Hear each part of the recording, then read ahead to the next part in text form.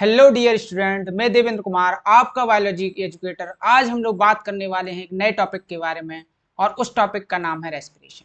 तो आपने अभी तक देखा होगा कि जो रेस्पिरेशन होता है उसको अपन लोग क्या बोलते हैं, इनहेलेशन ऑफ ऑक्सीजन या एक्सहेलेशन ऑफ CO2। यानी सांस को अंदर लेना और सांस को बाहर छोड़ना क्या कहलाता है, रेस्पिरेशन कहलाता है।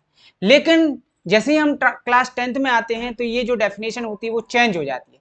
कैसे चेंज हो जाती है, तो फिर डेफिनेशन क्या होती है इसकी जो डेफिनेशन होती है वो हो जाती है ब्रेक डाउन ऑफ ग्लूकोज, है ना। क्या डेफिनेशन हो जाती है, break down of glucose to release energy. यानी ग्लूकोज का ब्रेक होना और उससे एनर्जी निकलना, this process is known as respiration.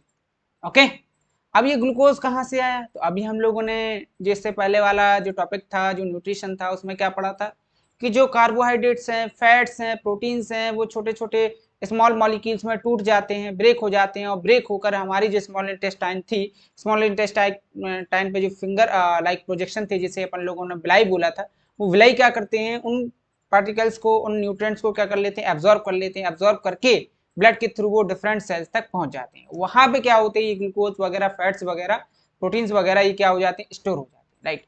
अब होता क्या है कि जैसे हम लोग सांस लेते हैं तो ये जो हमारे अंदर जो है ऑक्सीजन जाती है, ऑक्सीजन जो है ग्लूकोज से टकराती है और वहां से क्या करती है, ग्लूकोज को तोड़ती है, और जब ग्लूकोज टूटता है तो उससे निकलती है एनर्जी। ओके, तो ये तो हो गया रेस्पिरेशन। फिर हम उस प्रोसेस को क्या कहेंगे, जो हम लोगों ने सांस अंदर ली और सांस अंदर बाहर छोड़ी, इस प्रोसेस को बेसिकली हम लोग बोलते हैं ब्रीथिंग। क्या बोलते हैं, ब्रीथिंग। यानी ब्रीथिंग में दो चीजें होती हैं, यानी सांस को अंदर लेना और सांस को बाहर छोड़ना। यानी सांस को अंदर लेने वाली प्रोसेस को बोलते हैं इनहेलेशन, इनहेलेशन, और सांस को बाहर छोड़ने की प्रोसेस को कहते हैं एक्सहेलेशन। ओके, तो इनहेलेशन क्या है, इनटेक ऑफ ऑक्सीजन, है ना, intake of oxygen, intake of air कह सकते हैं। तो यहाँ पे मैं लिख रहा हूँ इनटेक ऑफ एयर, और इसका क्या मतलब, एक्सेल ऑफ एयर, मतलब बाहर निकालना, एयर को बॉडी के बाहर निकालना, उस प्रोसेस को अपन लोग बोलते हैं एक्सहेलेशन। तो यहाँ पे आपको क्लियर कट डिफरेंस पता चल गया होगा कि रेस्पिरेशन एक्चुअली में क्या है और ब्रीथिंग एक्चुअली में क्या है। अगर हम रेस्पिरेशन की बात करें तो ये एक प्रकार का क्या है, केमिकल प्रोसेस है, केमिकल चेंज है, जिसमें क्या है, ग्लूकोज टूट रहा है और नई कोई चीज बन रही है। लेकिन ये क्या है, एक फिजिकल प्रोसेस है, इसमें कोई नया कंपाउंड तो बन नहीं रहा है, जिसे अपन लोग कहते हैं फिजिकल प्रोसेस। ओके, होप ये चीज आपको समझ में आ गई। ठीक है, इनटेक ऑफ ऑक्सीजन में अपन लोग जनरली क्या करते हैं, ऑक्सीजन लेते हैं, और एक्सेल ऑफ ऑक्सीजन मतलब एयर में क्या करते हैं, CO2 को छोड़ते हैं।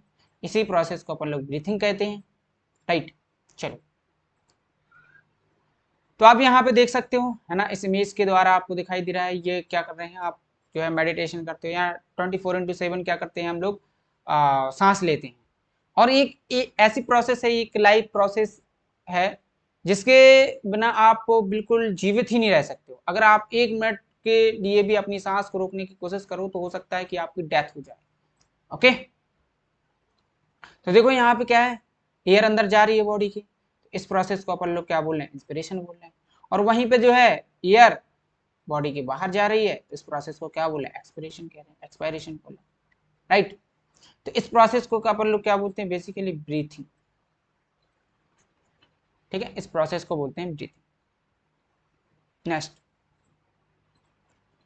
अब टाइप्स ऑफ रेस्पिरेशन की बात करते हैं तो दो टाइप का रेस्पिरेशन होता है, एक तो होता है एरोबिक रेस्पिरेशन, दूसरा होता है एनएरोबिक रेस्पिरेशन। अब एरोबिक रेस्पिरेशन क्या होता है, तो ये होता है ऑक्सीजन की प्रेजेंस में, है ना, ऑक्सीजन की प्रेजेंस में होगा।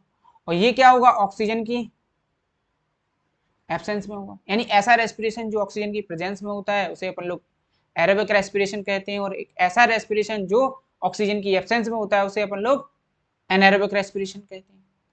दूसरी बात कि जो एरोबिक रेस्पिरेशन होता है इसमें क्या होता है कि जो ग्लूकोज होता है वो कंप्लीट तरीके से ब्रेक होता है, और जब भी कोई चीज कंप्लीट तरीके से ब्रेक होगी तो वो कंप्लीट प्रोडक्ट में कन्वर्ट होगी।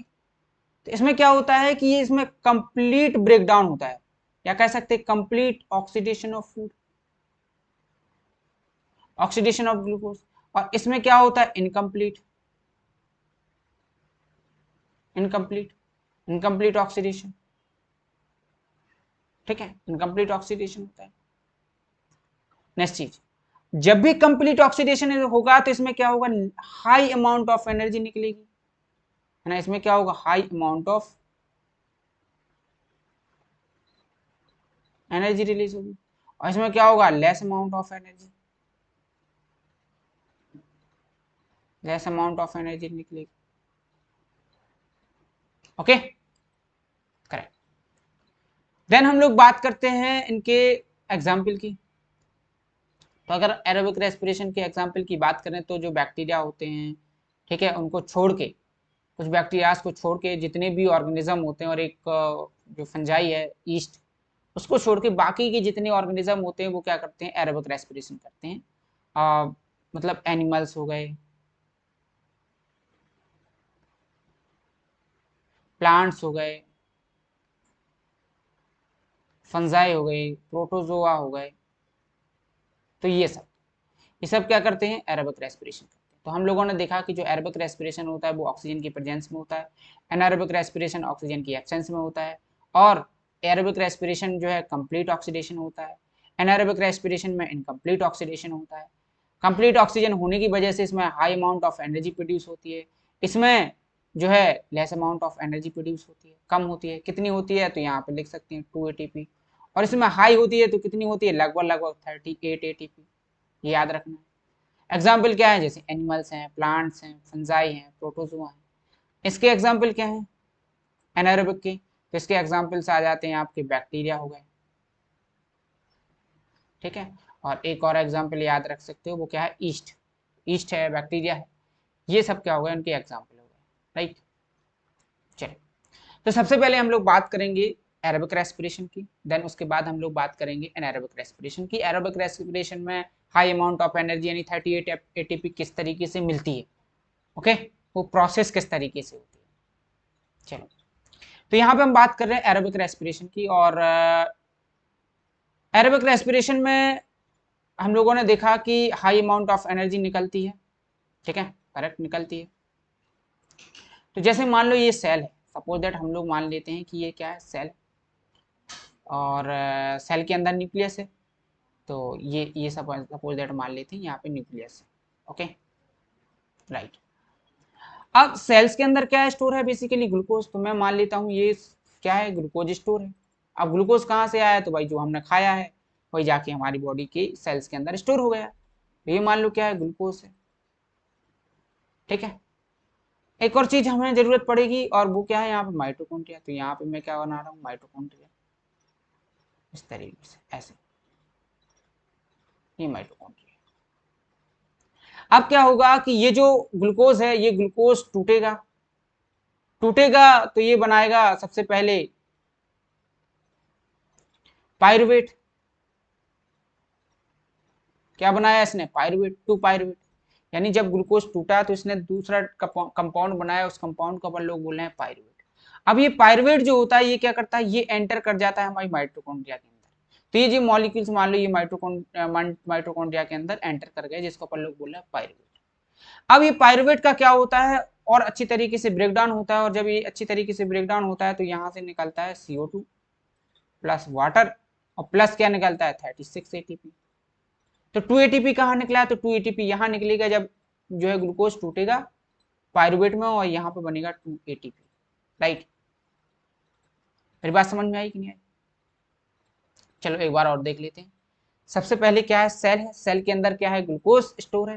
ग्लूकोज में क्या होगा कि ऑक्सीजन आएगी, ऑक्सीजन, ये मान लो ग्लूकोज, ऑक्सीजन आई, ऑक्सीजन ने ग्लूकोज को तोड़ा, और तोड़ा तो किसमें तोड़ा, पायरुवेट मॉलिक्यूल्स में, किसमें तोड़ा, पायरुवेट मॉलिक्यूल्स में। ये आपको दिखाई दे रहा है यहाँ पे, ये जो मॉलिक्यूल्स दिखाई दे रहा है ये क्या है, पायरुवेट का है, ये पायरुवेट में टूट गया, राइट। पायरुवेट के साथ साथ यहाँ पे क्या मिला, 2 एटीपी मिला। अब ये जो 2 पायरुवेट है ये ऑक्सीजन की प्रेजेंस में कहाँ पे चला जाता है, माइटोकॉन्ड्रिया के अंदर चला जाता है।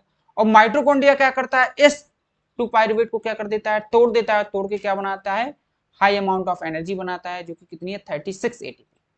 हम लोगों ने क्लास 9th में पढ़ा था कि जो माइटोकॉन्ड्रिया होता है वो powerhouse of the cell बोलते हैं उसको। क्यों बोलते हैं, क्योंकि वो एटीपी जनरेट करता है। तो कैसे एटीपी जनरेट किया, आज हम लोगों ने यहाँ पे क्लास 10th में देख भी लिया। अगर हम इसकी ओवरऑल रिएक्शन की बात करें, ओवरऑल प्रोसेस की बात करें, तो हुआ क्या, भाई जो ग्लूकोज था, ग्लूकोज जो है सबसे पहले टूटा किसके अंदर, पायरुवेट के अंदर, 2 पायरुवेट के अंदर।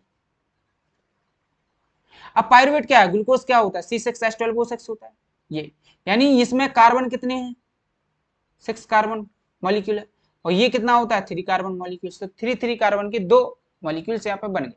ओके, अब ये जो पायरुवेट है, ये पायरुवेट आगे जाके माइटोकॉन्ड्रिया के अंदर जाएगा, और माइटोकॉन्ड्रिया में क्या होगा, इसका कंप्लीट ब्रेकडाउन होगा।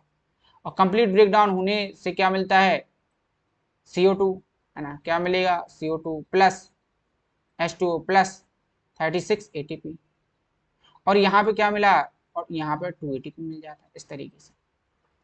ओके, तो अब आपने देखा जो ग्लूकोज है वो पायरुवेट में बदला, तो बदला कहाँ, वो स्पेस कहाँ थी, वो जगह कहाँ थी, तो वो कहाँ पे हो रहा है, ये प्रोसेस साइटोप्लाज्म में हो रहा है। तो हम यहाँ पे लिखेंगे साइटोप्लाज्म, इन साइटोप्लाज्म। और जब पायरुवेट जो है इन कंपाउंड में बदला, CO2 H2O और 36 ATP, तो वो कहाँ पे प्रोसेस हुई, माइटोकॉन्ड्रिया के अंदर। तो यहाँ पे क्या हुआ, माइटोकॉन्ड्रिया, माइटोकॉन्ड्रिया, राइट। तो जब भी ग्लूकोज पायरुवेट में टूटता है तो इस प्रोसेस को बेसिकली हम लोग बोलते हैं ग्लाइकोलाइसिस। ग्लाइकोलाइसिस, ये याद रखना है, ग्लाइकोलाइसिस। और जब पायरुवेट जो है CO2 H2O और 36 ATP में ब्रेक होता है, तो इस प्रोसेस को अपन लोग बोलते हैं क्रेब्स साइकिल। याद रखना, क्या बोलते हैं, क्रेब्स साइकिल। ये बहुत इंपॉर्टेंट साइकिल है, क्रेब्स साइकिल, ठीक है, इसको याद रखना है आप लोगों को। ये इसको अपन लोग क्रेब्स साइकिल बोलते हैं। होप कि ये एरोबिक रेस्पिरेशन आपको समझ में आया होगा। ये हो गया हमारा एरोबिक रेस्पिरेशन। सबसे पहले क्या हुआ, तो सबसे पहले जो है सेल्स के अंदर ग्लूकोज था, ग्लूकोज जो है ऑक्सीजन की प्रेजेंस में टूटने की प्रोसेस को ग्लाइकोलाइसिस बोलते हैं। ग्लाइकोलाइसिस होने के बाद जो है 2 पायरुवेट बने, 6 कार्बन मॉलिक्यूल से जो है 3 कार्बन मॉलिक्यूल्स बना, और साथ के साथ 2 ATP मिली। फिर ये जो पायरुवेट है माइटोकॉन्ड्रिया के अंदर चला गया। माइटोकॉन्ड्रिया के अंदर एक साइकिल होती है ना, उस साइकिल को क्रेब्स साइकिल बोलते हैं। उस क्रेब्स साइकिल के रिजल्टेंट जो है 36 ATP मिले। और टोटल आपको यहाँ पे कितने ATP मिले, 2 और 36 कितने हो जाते हैं, 38 ATP। तो यहाँ पे पिछली हम लोगों ने स्लाइड में देखा था कि इसमें high amount of energy release होती है, वो कितनी होती है, 38 ATP। तो यही 38 ATP यहाँ से निकलती है। ओके, यहाँ पे ये हो जाता है, राइट। यहाँ पे देख सकते हो आप, है ना, यहाँ पे भी देख सकते हो, ये ग्लूकोज से पायरुवेट बनने की जो प्रोसेस है वो कौन सी कहला रही है, यहाँ पे ग्लाइकोलाइसिस कहला रही है। ये पायरुविक एसिड बना। अब ये जो पायरुविक एसिड है ये कहाँ पे चला गया, माइटोकॉन्ड्रिया के अंदर चला गया। ये आपको याद नहीं रखना कि एसिटाइल को एंजाइम बना सिट्रिक एसिड साइकिल, वही सिट्रिक एसिड साइकिल को क्रेब्स साइकिल बोलते हैं। ठीक है, देखो यहाँ से क्या निकला, CO2 निकला, फिर 36 ATP मिला, 36, और ये वाटर निकला, और 2 ATP यहाँ पे मिल गया, तो 2 ATP यहाँ मिला, है ना, ग्लाइकोलाइसिस की प्रोसेस से। और 2 ATP कहाँ से मिला, क्रेब्स साइकिल की, सॉरी 36 ATP। तो ओवरऑल कितना हो गया, 38 ATP। तो यानी 1 मोल ऑफ ग्लूकोज के ब्रेकडाउन होने से हमें 36 ATP मिलता है। ओके, चलो ठीक है, होप ये चीजें आपको समझ में आ गई। नेक्स्ट हम लोग बात करते हैं एनारोबिक रेस्पिरेशन की। किसकी बात करेंगे, एनारोबिक। तो एनारोबिक रेस्पिरेशन क्या होता है, इन द एब्सेंस ऑफ ऑक्सीजन, है ना। एनारोबिक रेस्पिरेशन क्या होगा, इन the absence of oxygen, in the absence of oxygen. और ये होता किस में है, तो अभी हम लोगों ने देखा था, एग्जांपल्स क्या देखे थे इसके, तो बैक्टीरिया था, है ना, और ईस्ट वगैरह था। ईस्ट एक फंजाई का नाम, ईस्ट, उसके अंदर होता है। ऑक्सीजन के एब्सेंट में होगा, और किसमें होगा, बैक्टीरिया, ईस्ट में। जैसे मान लो मैं एक बैक्टीरिया का स्ट्रक्चर बनाता हूँ कुछ इस तरीके से, सपोज दैट कि मान लो ये बैक्टीरिया है, ये बैक्टीरिया है। अब बैक्टीरिया के अंदर कोई माइटोकॉन्ड्रिया वगैरह तो होता नहीं है। हाँ, ये उसका जेनेटिक मटेरियल मान लो, और इसके ऊपर एक बॉल होती है जिसे अपन लोग सेल बॉल कहते हैं, तो भाई ये सेल बॉल है, सेल बॉल भी बनानी पड़ेगी। तो ये ग्रीन कलर की आप सेल बॉल समझ सकते हो, यहाँ पे इस तरीके से फ्लैजिला होता है। अब ये जो बैक्टीरिया वगैरह है ये ऑक्सीजन का यूज नहीं करते हैं, तो इसके अंदर जो ग्लूकोज वगैरह है इसका क्या होगा, इनकम्प्लीट ब्रेकडाउन होगा। और जब भी इनकम्प्लीट ब्रेकडाउन होगा तो क्या होगा, उससे एनर्जी लेस ही निकलेगी, कम निकलेगी एनर्जी। ठीक है, और वो एनर्जी कितनी होती है, 2 ATP। यानी इनमें जो ग्लूकोज है, अगर मैं बात करूं ग्लूकोज की, तो ग्लूकोज जो है टूटता है किसके अंदर, डिफरेंट कंपाउंड के अंदर। यानी सबसे पहले तो वही 2 पायरुवेट के अंदर टूटेगा। अब ये जो 2 पायरुवेट है, ये 2 पायरुवेट आपका टूटेगा CO2 प्लस डिफरेंट कंपाउंड में, जैसे हो सकता है कि आपका इथेनॉल में टूट सकता है, इथेनॉल में, या हो सकता है कि आपका पायरुविक एसिड में टूट सकता है, पायरुविक एसिड बन सकता है, पायरुविक नहीं sorry, ethanol acetic acid, sorry lactic acid, lactic acid, ठीक है, लैक्टिक एसिड में टूट सकता है। तो यहाँ पे एनर्जी जो हमें मिलती है बहुत लेस मिलती है, मतलब 2 ATP, यहाँ से केवल केवल 2 ATP ही जनरेट होती है। और ये जो ग्लूकोज की जो कंप्लीट प्रोसेस होती है, यानी ब्रेकडाउन की जो कंप्लीट प्रोसेस होती है, वो कहाँ पे होती है, तो साइटोप्लाज्म के ही अंदर होती है, क्योंकि माइटोकॉन्ड्रिया तो इनके पास होता नहीं है। तो माइटोकॉन्ड्रिया नहीं होगा, ऑक्सीजन नहीं लेंगे तो कंप्लीट ब्रेकडाउन नहीं होगा, कंप्लीट ब्रेकडाउन नहीं होगा तो जो वहां पे जो एनर्जी मिलेगी वो क्या मिलेगी, कम ही मिलेगी, राइट। तो अब हम लोग देखते हैं anaerobic respiration in muscle cell. जो हमारी मसल सेल होती हैं उनमें एनारोबिक रेस्पिरेशन होता है। कभी कभी आपने देखा होगा कि जब हम बहुत ज़्यादा विग्रस एक्सरसाइज कर लेते हैं या बहुत ज़्यादा रनिंग कर लेते हैं तो हमारी मसल्स में क्रैम्प्स आने लगते हैं, यानी जो हमारी मसल्स होती हैं वो दर्द करने लगती हैं। ठीक है, मतलब मसल्स में ऐठन होने लगती है, जकड़न सी महसूस होती है। तो वो किसकी वजह से होती है, तो वहां पे क्या होने लगता है, लैक्टिक एसिड जमा होने लगता है। और लैक्टिक एसिड कब बनेगा, अभी हम लोगों ने देखा लैक्टिक एसिड कब बनेगा, जब क्या होगा, वहां पर लैक ऑफ ऑक्सीजन होगा। ठीक है, क्या होगा, लैक, यानी ऑक्सीजन की कमी होगी वहां पे। जहां पे ऑक्सीजन की कमी होगी वहां पे जो मसल सेल्स होती हैं वो एनर्जी की पूर्ति करने के लिए वहां पे क्या करने लगती हैं, फिर एनारोबिक रेस्पिरेशन करने लगती हैं, जिसकी वजह से क्या होता है, लैक्टिक एसिड का फॉर्मेशन होता है। और ये लैक्टिक एसिड हमारी मसल सेल्स में एक्यूमुलेट होता जाता है, इकट्ठा होता जाता है, जिसकी वजह से हमें ऐठन और जकड़न महसूस होती है। इसी प्रोसेस को अपन लोग लैक्टिक एसिड फर्मेंटेशन भी कहते हैं, राइट। कैसे, चलो देख लेते हैं एक बार इसको भी। जैसे मान लो एक सेल है, ये मसल सेल, ठीक है। अब मसल सेल के अंदर क्या है, ग्लूकोज है। तो मान लेते हैं भाई ये ग्लूकोज भरा हुआ, ये ग्लूकोज का मॉलिक्यूल्स है, ठीक है, ये ग्लूकोज है ना, ये क्या है, ग्लूकोज है, ग्लूकोज। अब होता क्या है कि ऑक्सीजन तो है नहीं, जब ऑक्सीजन नहीं है तो ये जो ग्लूकोज है ये क्या होता है, डिफरेंट कंपाउंड में ब्रेक होता है। उस अलग वाले कंपाउंड को, यानी डिफरेंट कंपाउंड को क्या बोल रहे थे, पायरुविक एसिड, यानी पायरुवेट। तो ये किस में कन्वर्ट हो गया, पायरुवेट में, पायरुवेट में। और यहाँ से क्या मिली, 2 ATP, पायरुवेट प्लस 2 ATP मिली।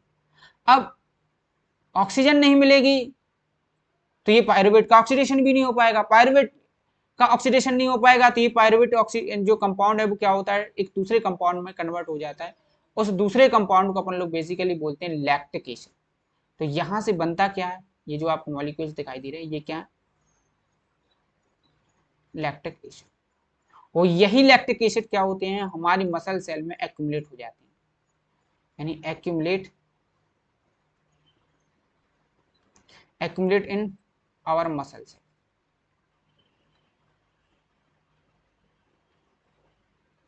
तो जो हमारी मसल सेल्स हैं वहां पे क्या हो जाएगा, एक्यूमुलेट हो जाता है, इकट्ठा होता जाता है, जिसकी वजह से हमें ऐठन वगैरह महसूस होती है। तो यहाँ पे क्या हुआ, ग्लूकोज ग्लूकोज टूटा, पायरुवेट बना, और पायरुवेट बनने की जो प्रोसेस होती है इसको अपन लोग ग्लाइकोलाइसिस बोलते हैं, ग्लाइकोलाइसिस। ठीक है, और ये सब कहाँ पे हुआ, साइटोप्लाज्म के अंदर ही हुआ। ये न्यूक्लियस मान लेते हैं इस तरीके से। ओके, अगर हम ओवरऑल प्रोसेस को देखें, यहाँ पे जो रिएक्शन है उसको देखें तो क्या था, ग्लूकोज था, ग्लूकोज। ग्लूकोज जो है टूटा, क्या बना, 2 पायरुवेट बना, टू पायरुवेट। अब ये जो दो पायरुवेट है ये कहाँ किस में कन्वर्ट हो गया, तो ये हो गया आपका लैक्टिक एसिड,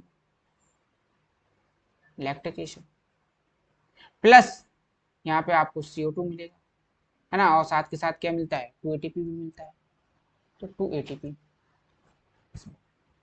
ओके, क्लियर है आपको, ये लैक्टिक एसिड बन जाता है। यही लैक्टिक एसिड हमारी मसल सेल में क्या हो जाएगा, एक्यूमुलेट हो जाएगा, और इसके एक्यूमुलेशन से वो दर्द महसूस होता है। इसी प्रोसेस को अपन लोग लैक्टिक एसिड फर्मेंटेशन कहते हैं। ये बहुत इंपॉर्टेंट है, ये आपको याद रखने की जरूरत है, ठीक है। इसको आपको याद रखना है कि लैक्टिक एसिड क्या कहलाता है और रेस्पिरेशन इन मसल सेल क्या कहलाता है। तो ये हम लोगों ने देख लिया।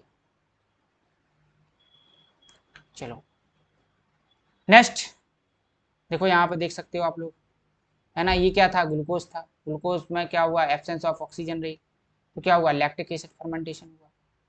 लैक्टिक एसिड फर्मेंटेशन से क्या हुआ कि जो मस्कुलर सेल्स थे उसमें lactic acid plus energy by 2 ATP, इसकी वजह से क्या हुआ, मसल्स में क्रैम्प्स आ गए, है ना, इस तरीके से दर्द होने लगता है। ये मसल सेल्स है, मसल सेल्स में क्या हो गया, लैक्टिक एसिड हो गया, मर गए। और ये जब कब होता है, जब हम लोग मतलब बहुत ज़्यादा एक्सरसाइज कर लेते हैं, या मान लो कि कोई आदमी है जो काफ़ी दिनों से रनिंग नहीं की है और वो जाके एकाएक का 1 किलोमीटर या 2 किलोमीटर दौड़ ले, तो उस कंडीशन में ये चीज़ होने लगती है। चलो ठीक है, अब हम लोग नेक्स्ट टॉपिक पे आते हैं, और नेक्स्ट टॉपिक है हमारा anaerobic respiration in yeast cell. Yeast cell की बात करें या बैक्टीरिया की बात करें, इसी प्रोसेस को अपन लोग कहते हैं एल्कोहलिक फर्मेंटेशन। सॉरी, क्या बोलेंगे, एल्कोहलिक फर्मेंटेशन। तो अब एल्कोहलिक फर्मेंटेशन क्या होता है, तो वैसे ही होता है, ठीक है, जैसे लैक्टिक एसिड फर्मेंटेशन। जैसे मान लो ये सेल है, और सेल के अंदर क्या होगा, ग्लूकोज होगा, सुक्रोज वगैरह कुछ भी हो सकता है। तो मान लो ये क्या है, ग्लूकोज है, या तो ईस्ट सेल होगा या फिर क्या होगा, बैक्टीरिया भी हो सकता है, बैक्टीरियल सेल भी हो सकता है। तो ये ग्लूकोज था। अब ये जो ग्लूकोज है ये डिफरेंट कंपाउंड में टूटेगा। डिफरेंट कंपाउंड क्या होता है, वही होता है भाई पायरुविक एसिड। ये टूटा पायरुविक एसिड में। अब इसे ऑक्सीजन नहीं मिलेगी, ऑक्सीजन नहीं मिलेगी तो ये जो है पायरुवेट आगे जाके कन्वर्ट हो जाएगा किसके अंदर, एल्कोहल के अंदर। तो ये कन्वर्ट हो गया आपका एल्कोहल, एल्कोहल यानी कि इथेनॉल, यानी C2H5OH के, इस तरीके से ये टूट जाएगा। क्लियर, तो ग्लूकोज था, ग्लूकोज जो है टूटा सबसे पहले पायरुवेट में, पायरुवेट से जो है क्या बना, एल्कोहल बना, ठीक है। एल्कोहल बनना, इसीलिए इसे को क्या बोल रहे हैं अपन लोग, एल्कोहलिक फर्मेंटेशन बोल रहे हैं, राइट। इसीलिए इसको क्या बोलते हैं, एल्कोहलिक फर्मेंटेशन बोलते हैं। ओके, आप यहाँ पे भी देख सकते हो कि यहाँ पे क्या हो रहा, फर्मेंटेशन हो रहा है, और यहाँ पे कौन कौन सा फर्मेंटेशन, एल्कोहल है। तो यहाँ पे क्या है, शुगर है, ग्लूकोज है, इसमें क्या किया, ईस्ट डाला। ईस्ट डालने की वजह से यहाँ पे माइनस, ये माइनस का साइन है, मतलब यहाँ पे ऑक्सीजन एब्सेंट है। ऑक्सीजन क्या है, एब्सेंट है। ऑक्सीजन एब्सेंट होगी तो क्या मिलेगा, CO2 प्लस एल्कोहल मिलेगा, जो कि यहाँ पे भी मिलता है, CO2 प्लस एल्कोहल, ये कन्वर्ट हो जाएगा, राइट। तो यहाँ पे आप देख सकते हो, ठीक है। तो अगर आपका कभी मन किया दारू पीने का, तो आराम से जो है क्या करो, शुगर में बढ़िया सा ईस्ट विस्ट डालो, बैक्टीरिया वगैरह डालो, और ऑक्सीजन की एब्सेंस कर दो, वहां से बढ़िया आपको क्या मिल जाएगा, एल्कोहल वगैरह मिल जाएगा, ठीक है। तो जो एल्कोहलिक इंडस्ट्रीज वगैरह होती हैं, तो वहाँ पे बेसिकली ईस्ट और जो बैक्टीरिया वगैरह होता है उनका यूज़ किया जाता है। इसी प्रोसेस से, एल्कोहलिक फर्मेंटेशन की प्रोसेस से ही जो है एल्कोहल तैयार किया जाता है। जो दारू वगैरह मिलती है मार्केट में वो तैयार की जाती हैं, विस्की, रम वगैरह वगैरह ब्रांड, है ना, अलग अलग ब्रांड की वो चीज़ें आती हैं, करेक्ट। यहाँ पे भी आप लोग देख सकते हो, है ना, ये जो है दारू है, वही ना, दारू की ये बोतल्स हैं, और ये तैयार की गई हैं लैक्टिक एसिड फर्मेंटेशन से। एक अल्कोहल है, इसे कहेंगे अपन लोग एल्कोहल है। लैक्टिक एसिड में क्या होगा, लैक्टिक बनेगा, लैक्टिक एसिड बनेगा, एल्कोहलिक फर्मेंटेशन, राइट। तो ये हो जाता है अपना एल्कोहलिक फर्मेंटेशन, ठीक। होप कि ये प्रोसेस आप लोगों को समझ में आई हो पूरा, है ना। एनारोबिक रेस्पिरेशन में लैक्टिक एसिड फर्मेंटेशन क्या होता है, लैक्टिक एसिड का फॉर्मेशन हो, लैक्टिक, है ना। दूसरा, एल्कोहलिक फर्मेंटेशन में क्या हो रहा है, एल्कोहल का फॉर्मेशन हो रहा है, उसे अल्कोहलिक फर्मेंटेशन कहते हैं। और यहाँ पे जो है देख सकते हो आप, बड़ी बड़ी जो इंडस्ट्रीज होती हैं वहाँ पे इसी तरीके से अल्कोहलिक फर्मेंटेशन करके बेसिकली जो शुगर वगैरह होता है, ग्लूकोज फ्रक्टोज वगैरह होता है, जो फ्रूट शुगर वगैरह होता है, तो उसका यूज़ करके जो है ये विस्की वगैरह, रम वगैरह या बियर वगैरह ये बनाई जाती हैं। राइट, चलो ठीक है। नेक्स्ट हम लोग यहाँ पे बात करने वाले एक ओवरऑल प्रोसेस की बात करें अगर, कि ये जो ओवरऑल प्रोसेस होती है वो किस तरीके से होती है। तो जैसे मान लो कि ग्लूकोज है, यहाँ पे पूरा एरोबिक एंड एनारोबिक रेस्पिरेशन अपन लोग एक स्लाइड में देख सकते हैं कि जैसे मान लो ग्लूकोज है। अब ग्लूकोज क्या होगा, सबसे पहले टूटेगा 2 molecules of pyruvate, two pyruvate, two pyruvate. अब ये जो पायरुवेट है वो डिफरेंट कंपाउंड में टूट सकता है on the basis of their availability of oxygen. Oxygen कितनी अवेलेबल है, थोड़ी सी अवेलेबल है कि बिल्कुल एब्सेंट है कि बहुत ज्यादा अमाउंट में प्रेजेंट है, उस आधार पर। ओके, इस तरीके से अगर मान लो ऑक्सीजन क्या है कम, यहाँ पे मान लेते हैं ऑक्सीजन क्या है कम, इसको थोड़ा सा और इंक्रीज कर देते हैं इसको, ठीक है। अगर मान लो क्या है ऑक्सीजन इन द, अच्छा पहली बात कर लें in the presence of oxygen, oxygen की अवेलेबिलिटी ठीक ठाक है।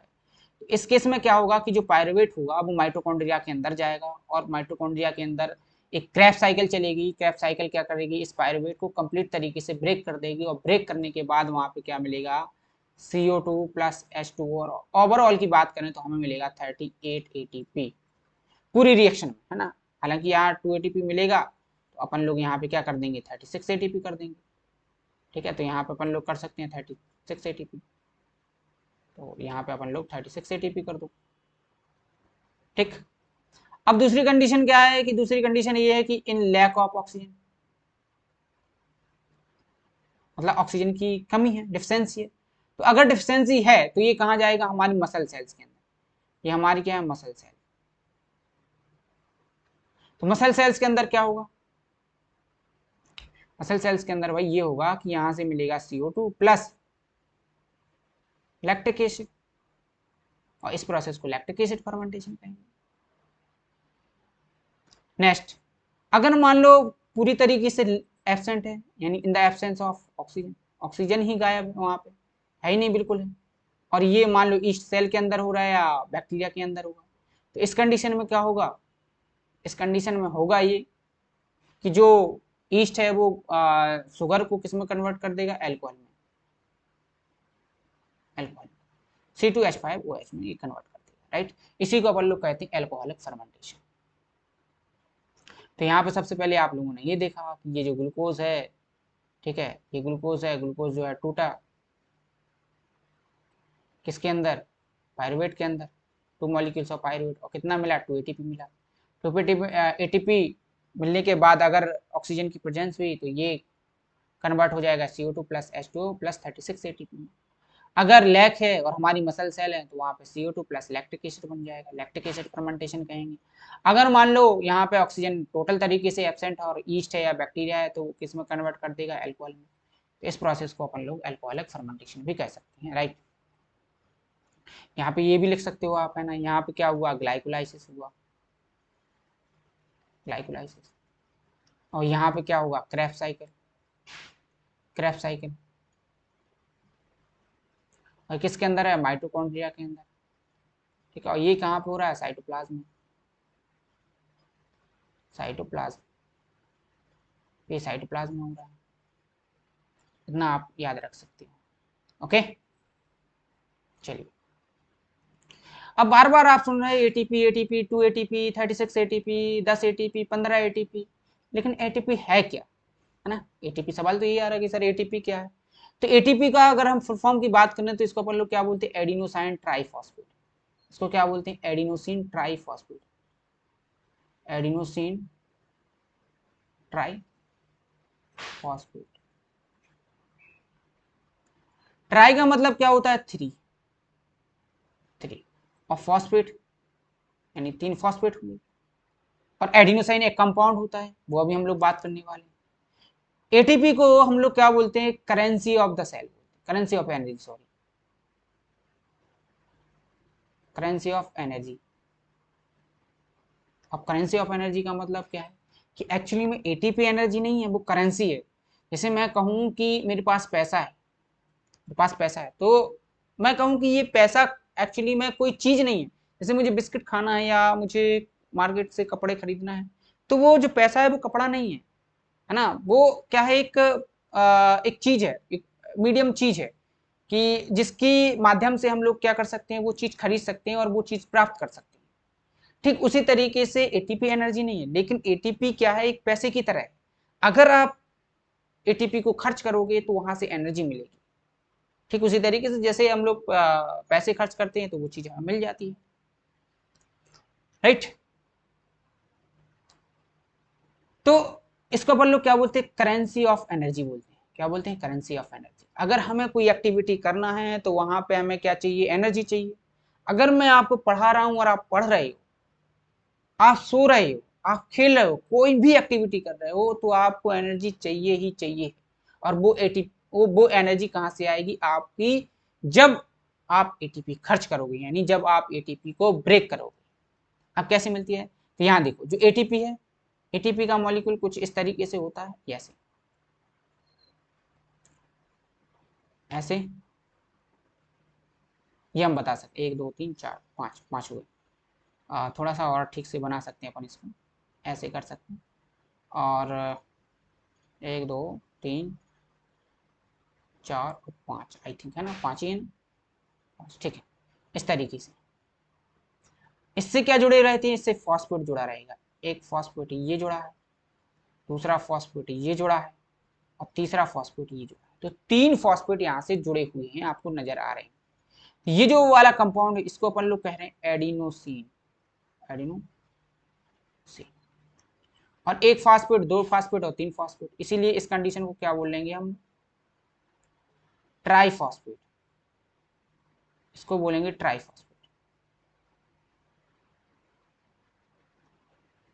ओके, तो ये क्या है, ट्राई फॉस्फेट। अब होता क्या है, लिसन, या होगा क्या कि जब भी हमें कोई एक्टिविटी करनी होगी, तो ये जो एडिनोसिन ट्राइफॉस्फेट है, जो 3 फॉस्फेट आपको दिखाई दे रहा है, यहाँ से एक फॉस्फेट क्या हो जाएगा, ब्रेक होगा। और जब भी यहाँ से एक फॉस्फेट ब्रेक होगा, तो यहाँ से निकलेगी एनर्जी, एनर्जी। और ये इस एनर्जी का हम लोग यूज कर लेंगे किसमें, फिजिकल प्रोसेस में। इस एनर्जी का बेसिकली हम लोग यूज करेंगे फिजिकल प्रोसेस, राइट। अब जब एक फॉस्फेट निकलेगा और उससे एनर्जी मिलेगी, अब कितने बचे, दो फॉस्फेट बने। तो जब 2 फॉस्फेट बचेंगे तो उसको क्या बोलेंगे, एडीपी। एडीपी का मतलब क्या है, एडिनोसाइन डाइफॉस्फेट। यहाँ पे लिख देते हैं एडीपी, एडिनोसाइन डाइफॉस्फेट, मतलब 2 फॉस्फेट बचे, इसलिए क्या बोल रहे हैं उसको, एडीपी बोल रहे हैं। तो यानी एटीपी जब टूटेगा तो एडीपी बनेगा। अगर हम इस एटीपी से, एडीपी से एक और फॉस्फेट निकाल दें, तो क्या बचेगा, एएमपी, यानी एडिनोसिन मोनोफॉस्फेट, एक फॉस्फेट। क्लियर है, समझ में आया। तो एटीपी किसे कहते हैं, करेंसी ऑफ एनर्जी को ही अपन लोग एटीपी कहते हैं। एटीपी जब ब्रेक होता है तो इससे एनर्जी मिलती है। इस एनर्जी का यूज हम लोग वेरियस फिजिकल एक्टिविटीज में करते हैं, राइट। और यहाँ पे इस तरीके से उसका फॉर्मूला होता है। होप कि ये चीज आपको समझ में आई होगी। और अगर आई है तो प्लीज वीडियो को लाइक करें, शेयर करें एंड चैनल को सब्सक्राइब करें। Okay, thank you so much. और मिलते हैं हम लोग नेक्स्ट लेक्चर में। Take care, bye bye.